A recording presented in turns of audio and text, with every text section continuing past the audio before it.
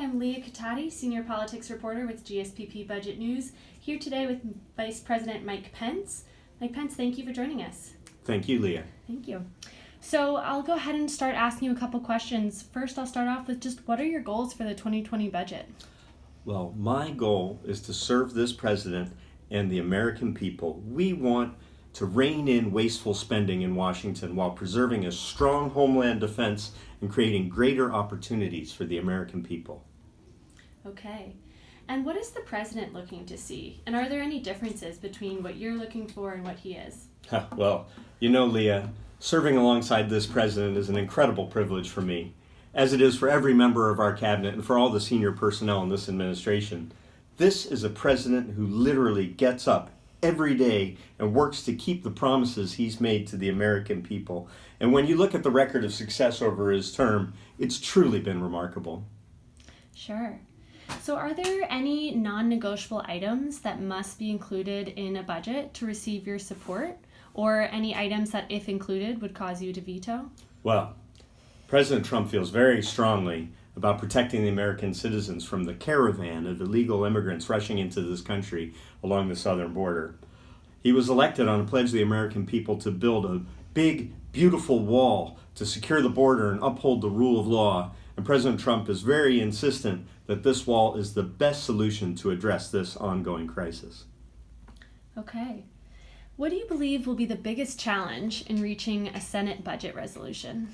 Well, Leah, you know, the biggest challenge, honestly, will be whether the Democrat Party, which has consistently shown itself to be in disarray and distracted by shiny objects like a group of infants in a crib, will put aside their irrational obsession with partisan witch hunts and do what's right for the American people.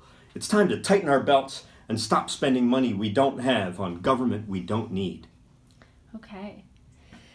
On that note, do you believe that the Senate and the American public should be concerned about our rising national debt?